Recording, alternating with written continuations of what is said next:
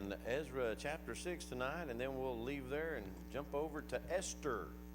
So Ezra chapter 6, we're going to finish off the things that are happening in that first part of the book of Ezra. Ezra is divided into two parts. You have the first wave coming back from Jerusalem with Zerubbabel. Say that fast. And then in chapter 7, we're going to see some 50 years plus later when Ezra is going to come back with the second weave. And in between those two things, we're going to have the story of Queen Esther. And so with that being said, let me get my Bible there.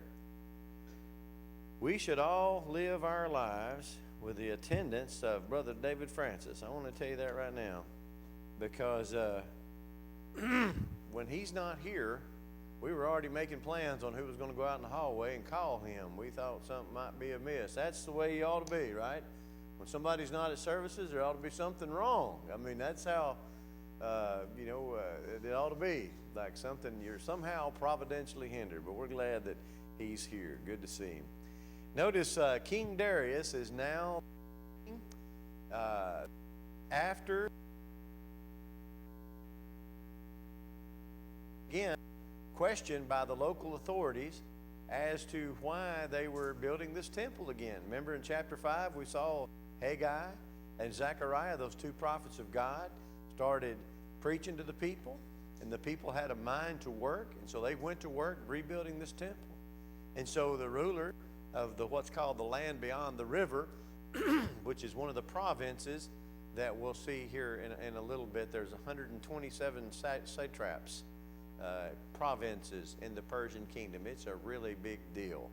And so Darius is now the king, and so the governor that he has over this area that's called beyond the river, which is from the Euphrates over, comes to him and says, by what authority are you doing this? And so a second inquisition to this is made. And one of the things we noticed last week was that this new governor was very honest with the information. He says, King, this is what we saw. We went over there and they're rebuilding this temple, and we asked them why they're doing it. And they told us about the King Nebuchadnezzar coming to Jerusalem and taking everything away because they had been a rebellious city and not doing what they're supposed to. And they said it was a punishment from their God. And then they say that the king of Persia, by a fellow by the name of King Cyrus, a few administrations ago, says that they were to rebuild this temple. And, so search should be made. And that's exactly what takes place. But if you remember, the first time a letter was written back over in chapter 2 or 3, the fellow that wrote the letter was kind of leaned it to one side, and his whole mission was to shut down the work, and he succeeded for 16 years. But these prophets get going, Zerubbabel gets going, Joshua gets going, and so the temple is rebuilt. And notice in verse 1 there, it says, then,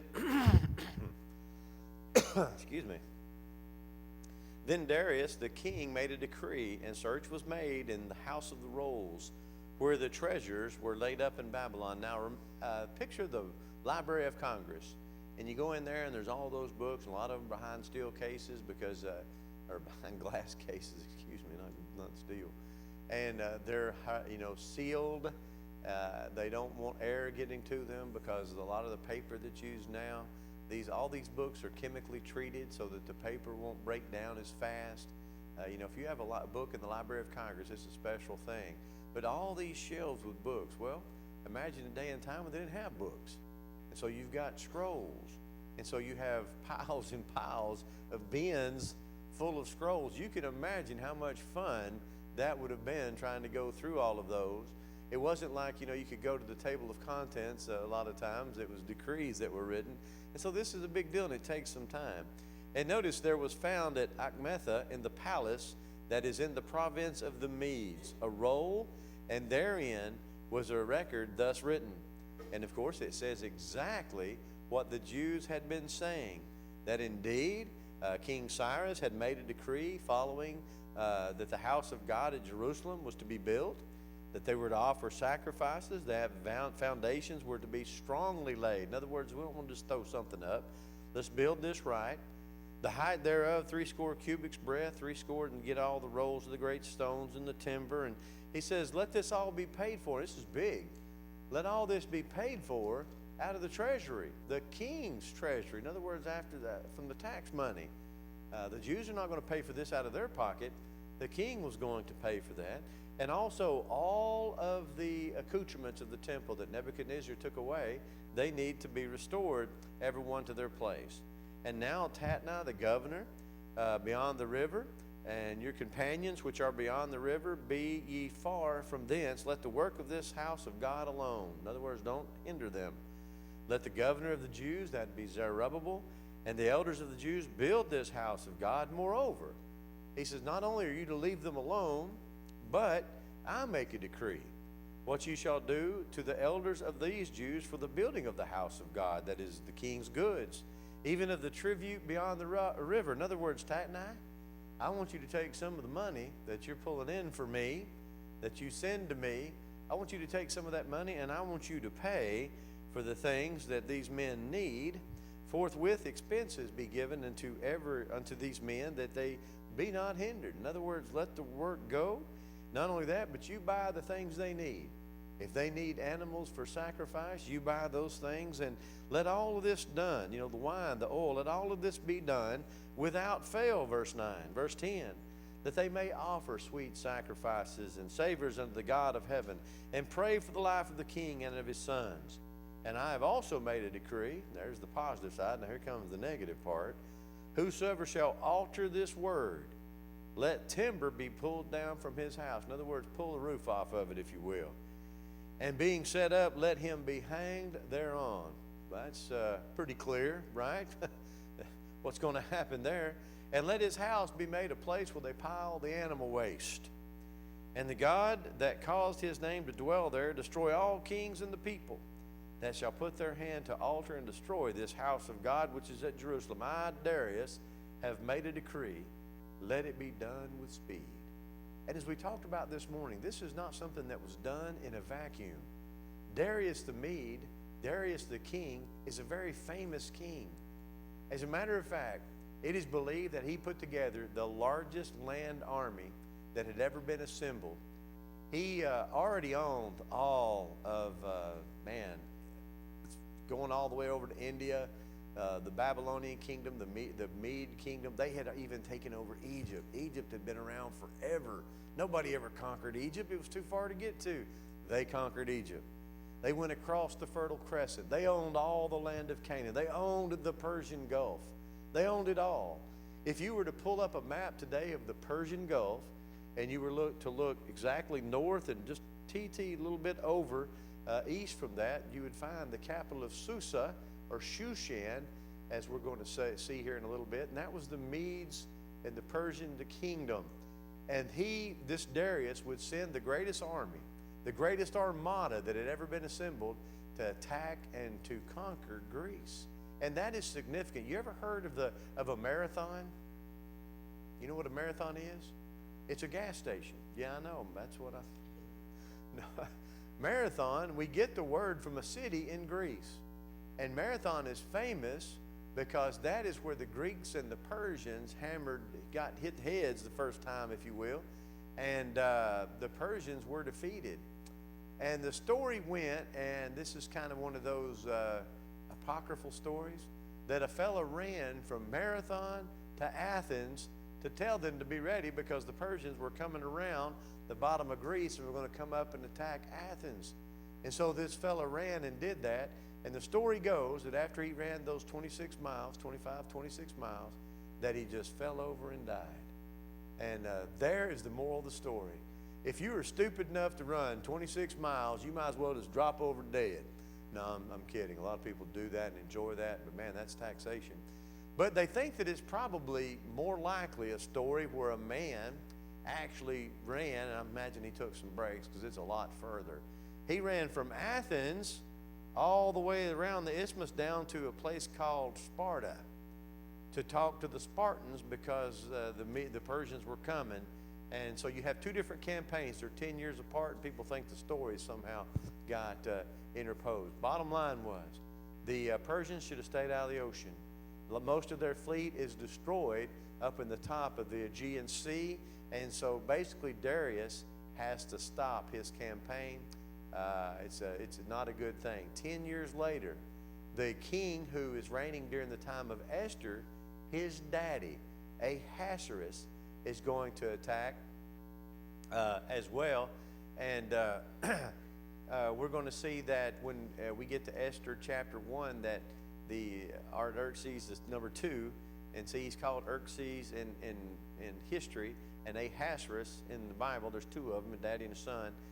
He is going to be having this big party to get all his kings lined up to go and to invade Greece once again. And once again, they will. You ever heard of Thermopylae? You ever heard of the movie 300, where 300 Spartans and 7,000 Greeks are able to stop them right there? That's where that's going to come from.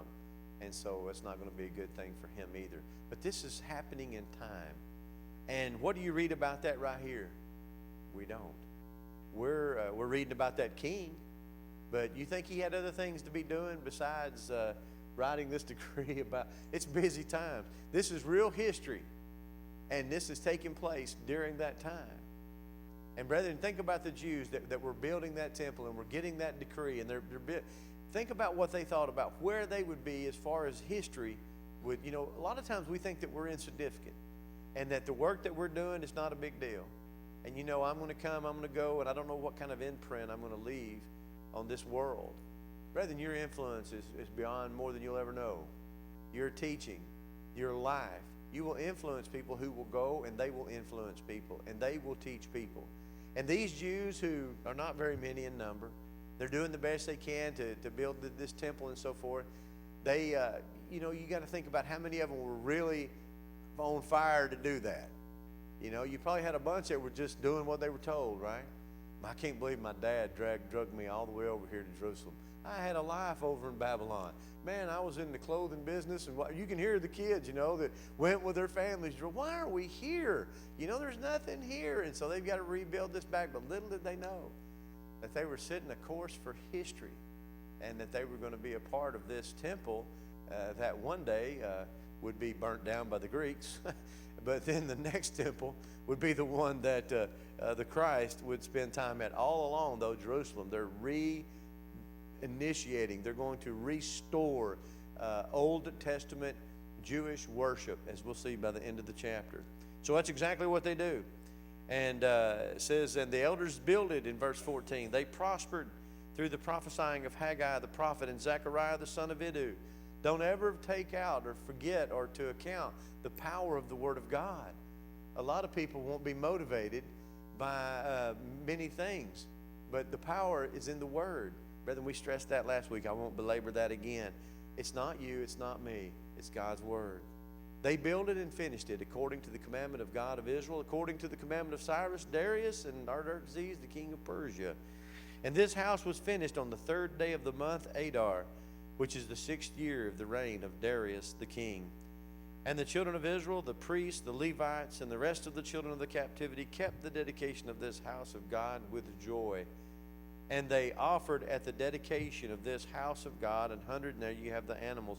But it's kind of interesting. This word dedication comes from a Hebrew word that they pronounce Hanukkah. Hanukkah. It's got a guttural sound at the beginning. We pronounce it. Anybody want to take a shot at it? Hanukkah. That's exactly right. It means dedication. And so today, when you see on your calendar it's Hanukkah time or whatever, well, this is not the right one, but that's what it means, temple dedication. But the temple dedication that represents on your calendar when you see it today is the one that started in 165 BC when the Greeks had destroyed the temple and it was rebuilt again. So when you see that, that's that Hebrew word right there translated dedication. Remember that. It's celebrating the dedication of a temple. That's what they're doing. There's 8 days of it, which they'll light a candle each time. That's the celebration of Hanukkah. So we see all the lambs and so forth that were offered. There's a significant thing here that I want you to see. Let me pull it. Okay. Notice the amount. You got 100 bullocks, 200 rams, 400 lambs, and a sin offering for all Israel, 12 he-goats. Now notice, why 12? If you just had to speculate, why would you say, well, they're going to offer 12 goats? Why the number 12? 12 tribes. Well, I thought 10 of the tribes were carried away up north, never be seen again. What does that mean? You have all the 12 tribes represented there. Just like today, you know, I am a full-blown Tennessean. Okay, I just want you to know, my blood bleeds orange. I love Tennessee. Born there, raised there, but I right now live in Georgia. But I do not call myself a Georgite, okay? I'm a Tennessean. It's just misplaced. So sometimes what you find is people that live in areas that, now all I'm saying by that, you had 10 tribes, not everybody. They didn't have big fences. You call me a traitor? Georgia, no, we're Georgites. But you had these they didn't have walls built up where you had to show a visa to go from one to the other. The tribes kind of intermingled, okay? And so when you have people coming back, the Jews coming back from Babylon, all the tribes are represented, every single one of them. Dan, Asher, Issachar. You have all the tribes that come back. There's a portion of them. And of course, that's one of the reasons they write down all those and whose sons they were. Just quickly, time out. I want to offer a defense for Eli's girlfriend texting during services. They have what you call an eat, meet, and eat. Wait a minute, no. Meet, eat, and meet. Yeah, there you go. Have breakfast and they have church and they eat lunch. No, they just come together and then, so because it's a congregation that's kind of out, you know, and so a lot of people come from a long ways. And so that's the way they do that. So she's not in services. Yeah, there you go. But anyway, 12 tribes for each of the tribes of Israel, according to the number of tribes of Israel. That's great, isn't it? So all of them are represented there. And brethren, that is significant for this reason. You have some people who want to tell you those 10 tribes got on boats and sailed to England, okay? And they became Anglo-Saxons. And those Anglo-Saxons came over to America, and what you have today in America are Jews, the 10 tribes. We came to America. If you've never heard of that, I'm glad. It's called Armstrongism, okay? They have a congregation right over in Hickson, and that's what they believe. If you've ever heard of the Mormon church, the Mormons believe that the northern 10 tribes, this, by the way, is in a book on our website, on our church website under books. It's a very short book, about 70, 80 pages, I think, if I'm not mistaken, written by Alexander Campbell, and it's a treatise on the Book of Mormon. The Mormons teach that the northern 10 tribes built big arcs, Corey, and they sailed across the Atlantic over here to guess where? Yeah, New York City, somewhere up in that area is where they landed, and they got out and they built big cities and everything. You know, they've all, you know, fallen down with time and so forth. That's what people believe. That's what people make up. Isn't that amazing? No, brethren, the 10 tribes that were taken away, some of the members of those tribes are represented even in Jerusalem 200 or 300 years after they were taken away. So all of them are represented there. Okay, we'll move on from that. Any questions over that? Because that can be a little interesting. If you had any questions about Armstrongism, you can ask my son. He dated one of their girls from over in Hickson. That was an interesting thing. They still practice what's called Feast of Booths.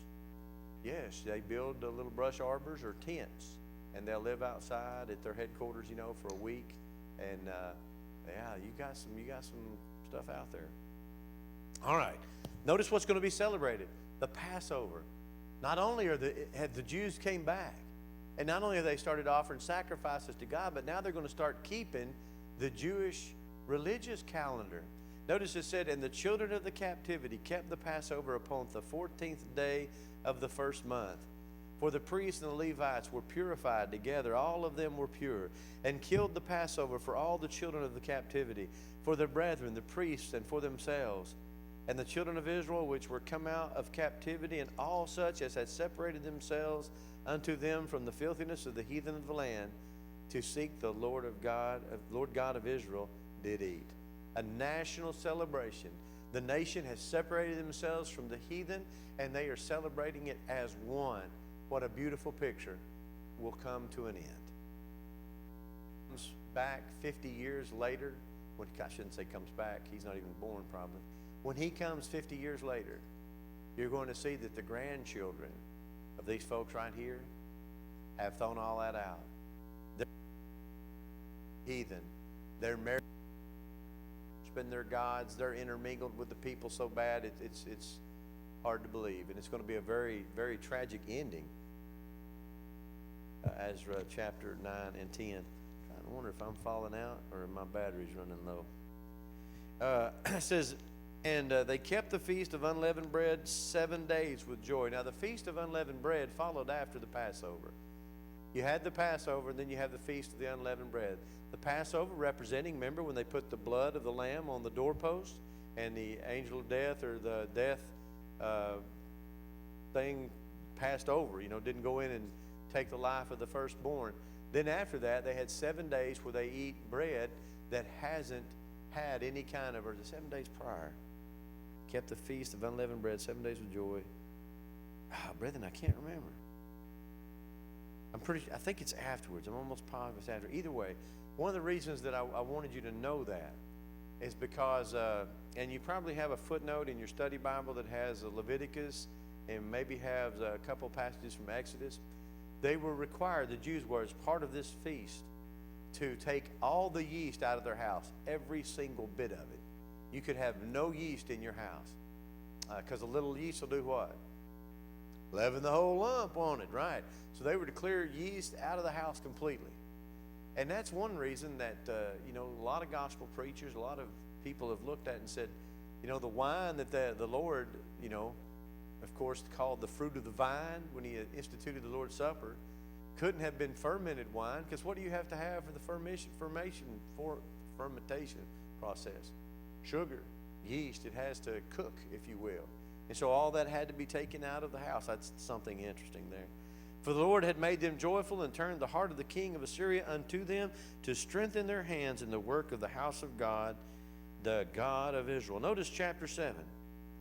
Now after these things, in the reign of Artaxerxes, king of Persia, Ezra, the son of Seraiah. Okay? This is 5-6 decades later. There's a huge break between chapter 6 and chapter 7. And now Ezra is going to be our primary character, and we'll talk about him. But before we do that, chronologically, let's turn to the book of Esther, because Esther is a story of what happens to the Jews in between these two, during this time in Persia. These Jews didn't go back to Jerusalem. They decided to make a life for themselves in Persia, to stay in Babylon, in Chaldea, if you will. And so that's what we find happening here. In chapter 1, it says, it came to pass in the days of Ahasuerus.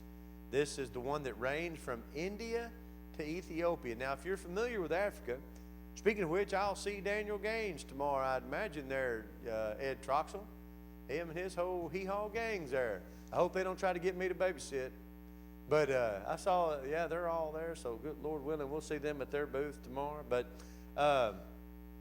Ahasuerus, which reigned, think about that, from India. Now, if you're familiar with Africa, you've got Egypt on top, and then as you start going down, down Africa there towards the east, you've got Ethiopia. They owned all that. They owned everything except those pesky Greeks. And those pesky Greeks will from time to time sail across the Aegean. They've got some settlements over there in what's today modern-day Turkey, and they will fire up those people over there to rebel. And so it's a thorn in the Persian king's flesh, and so he's going to want to do away with that. The reason I bring this up, there's going to be a huge party here. It's going to go on for months. And what people think is happening here is that this king is kind of buttering up all his vassal kings to get on board for this big conquest of Greece, because his daddy failed and he doesn't want to. But the people don't really want to do it. What are we going to gain by spending all that money, sending a big army over there? And so he's having this big 180-day feast to kind of get everybody on board, if you will. Now notice, in those days when the king Ahasuerus sat on the throne of his kingdom, which was in Shushan, the palace. Brother Comstock, you have your Bible open there? Are you reading ESV? What do you have there in verse 2? It's not Shushan, is it? Susa. Yeah, Susa is the more modern town. The biblical name is Shushan.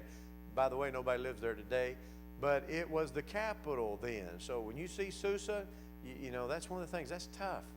I've been asked to teach a Bible geography course next quarter, and that's the tough thing about when you're dealing with the land. Brenda, do you know where the big red barn in Pikeville is? No, you probably don't. No, does anybody that hadn't been at least 50 years old, because it burnt down 30 years ago. But they still use it as a point of reference. The bad thing about living in a place that's 6,000 years old is the names change. And the countries change, and what was over here is now over there, and so it's hard to keep up with. And so that's the Shushan there. It's in Susa, which if you were to look at a map today and you see Iran coming out of the Persian Gulf, you've got Iraq, which Iraq's on this side, Iran's here. Susa is almost right there on the line, if you will, just 100 miles or so up from the Persian Gulf. It was the capital. That's where this fellow's reigning. In the 3rd year of his reign, he made a feast of all his princes and his servants, the power of Persia and Media, the nobles and princes of the province before him. And he wants to show off his wealth, his power. And he wants these vassal kings to say, to look at him and go, man, who can stand up to this guy? So when he says we need to send our army to help him do this, we're going to need to do that. And so great day, great and small are there. 7 days in the court of the garden of the king's palace. And everything is just, they talk about the tapestries and all the gold and the silver. I mean, he's putting on some kind of show here. Drinking vessels of gold, and all the vessels are different from one another. Royal wine in abundance according to the state of the king. And the drinking was according to the law. Bottom line here is you got a drunken thing going on.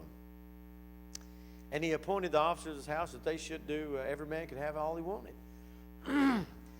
The king had a queen by the name of Vashti, and she was entertaining the women over in her royal house. And so on the 7th day, when the heart of the king was merry with wine, we might say he's stone drunk. He's feeling no pain. And so he's sitting around there and he thinks, man, he's talking to these guys. Says, boy, I've got a beautiful wife. I want you to see her. So he calls for Vashti. He sends 7 of his the guys that are there with him, his chamberlains there in verse 12, says, go get the queen, if you will.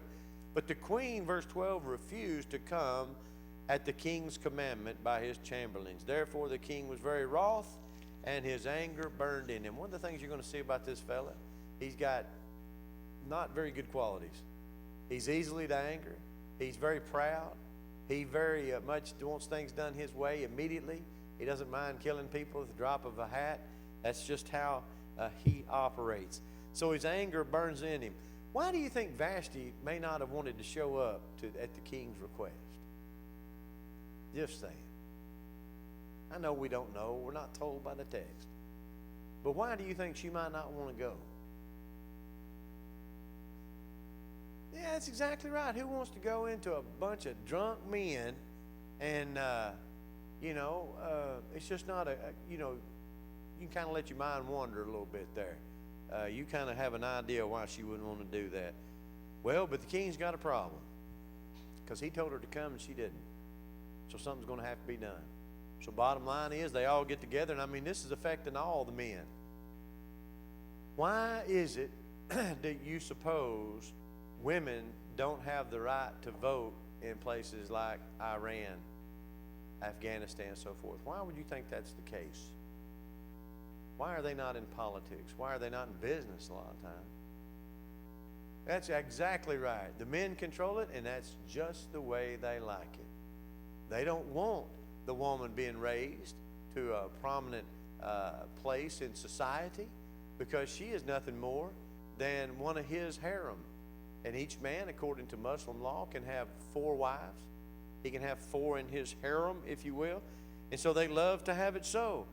But to have a woman stand up and tell her husband no, it's in the Quran, it's in Muslim religion that you can actually beat your wife and get some help to do it. You can ask for some other fellas. Maybe you got one of them wives that just might be able to take you, and so you ain't feeling real confident about it. You can get some buddies to come over and help beat her. Isn't that amazing? And that's looked at as being acceptable. And so what would you think would happen? And that's what these guys say. Man, if word of this gets out, notice verse 17. For this deed of the queen shall come abroad unto all women, and they'll all despise their husbands in their eyes. And what do you think will happen to that? But we can't have that. Something's got to be done. Verse 18, likewise shall the ladies of Persia and Media say this day unto all the king's princes which have heard of the deed of the queen, thus shall there arise too much contempt and wrath. In other words, there's going to be women out there, you know, I don't know, what are women doing? Protesting or something like that, saying, hey, we want a right to vote and so forth. He says, we can't have that. So it says, if it please the king, there needs to be a royal commandment from him, written among all the laws. Remember now, when this dude writes a law, he's got to have 127 translators.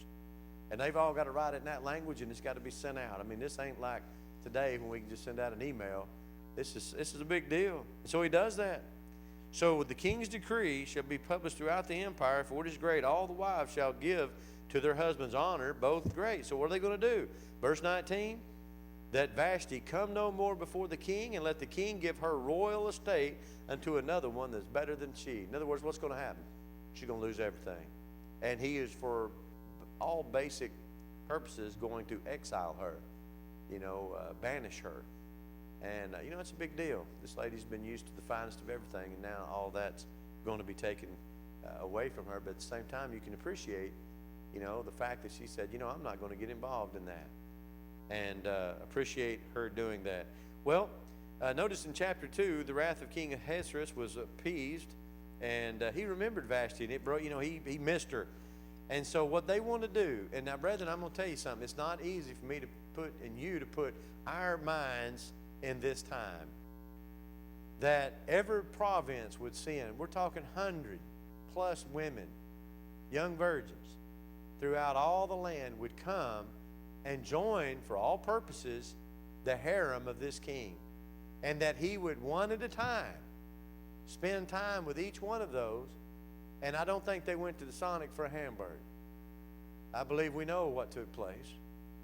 And he would do that, just satisfying his lust, until he found one of these ladies who he would sit on the throne, who would be his queen. But what happens to all the other women that he's been with? Well, they're not allowed to go back into public, They'll never have children. They'll never raise families. They become a part of the king's harem. That's just, And not only that, but some things that's going to be hard for me and you to deal with. You've got Mordecai, who's a pretty good fella now. He's a Jew. He's raised up his brother's daughter. Her name is going to be Esther. Esther, listen to me, Esther. And she's going to do this. And you remember what we were just celebrating back over in Ezra chapter 6, that the Jews, they purified themselves and they had separated themselves from the wicked and the heathen. Well, what's Esther fixing to do?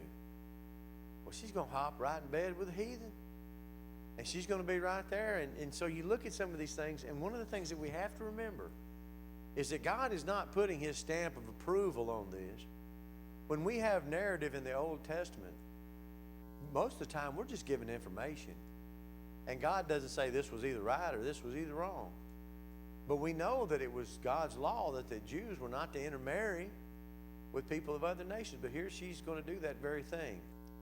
Mordecai is going to, be behind this. And from all things that we read, Mordecai seems to be a pretty good fella. I think one of the things that we have to do, and it's next to impossible, is try to put ourselves back 2,500 years ago into ancient Persia and see how the Jews, what they were doing to try to be a part of the culture. Esther is going to be able to take her role as queen, and she is going to be able to save her people as a result. But for tonight, our time is up. We'll stop here at just introducing what's fixing to happen as far as Esther and the great change that's going to happen in this young lady's life. A lot to think about, a lot to just be. I tell you what, you can read this story and you can stop and you can just take a breath of fresh air and say, thank God that I am not growing up in such a time as this, that I'm not raising my daughters or my son or my grandchildren in a culture that'll treat women like this, or that will just blindly obey a monarch like we see here. We've got a lot of wickedness in our land, no doubt about it. But as far as some of the marriage type things that we see that take place, it's enough to make angels weep. I'm thankful that I didn't grow up in that time. And I'm thankful that I haven't been put through the test that some of these folks will be. Don't know how I would have responded. So I try not to be so quick in judging their actions. But what we can do is look at the text. By the way, the word God is not even mentioned in the book of Esther. It's in the Jewish, what's called the Jewish writings part of the Old Testament. But not that it's not inspired, and not that it's not a part of our Bible, but it's a narrative. It is a story. And it's about how the Jews saved themselves, were able to defend themselves when the whole nation was about to be destroyed. It's a great story of how the people survived. They celebrate the book of Esther today in what's called Purim, even to this day, when they were allowed to defend themselves and to fight off all the people that were trying to kill them. It's an intricate part of that, what we would call the post-exilic history of the Jews. But remember, everything you read is not necessarily given a stamp approval of God. He's just saying this is what happened. One of the things that we can take from that is that God can take a situation where a young lady offers herself to this pagan king, and he can take that situation, God can, and he can make something good from it. And the good being that she is able to save the nation of Israel, even though that is not what we'd want to see happen. That's not the best case scenario. But from that, God was able to take something pretty not good and make something pretty spectacular out of it. Just like he can do with me and you. Do you know that? That God can, and you might think, well, I'm not capable of doing this, or I'm not capable. No, maybe you're not. But God is. And God working through you can perform great things. A lot of times I think that we feel as though we have got to change ourselves in order that we'll be good enough to obey the gospel, to become a Christian. And that is not how it works. If you're waiting for that point in time, you will die lost, because you'll never be that good. But what you can do is accept what God would do for you. God says, if you'll submit to my will, if you'll obey the gospel, I'll clean you up. And not only will I wash away your sins and remember them no more, but I'll be with you and I'll strengthen you. And I'll give you help. I'll give you brethren. I'll give you the church. I'll give you the blood of my son. I'll give you the Spirit. I'll give you my word, where you'll be able to grow thereby as a newborn babe desires the milk of the word. If you're here tonight not a Christian, don't wait till you think you're good enough to be one. You go ahead and jump in, and you let God do his work.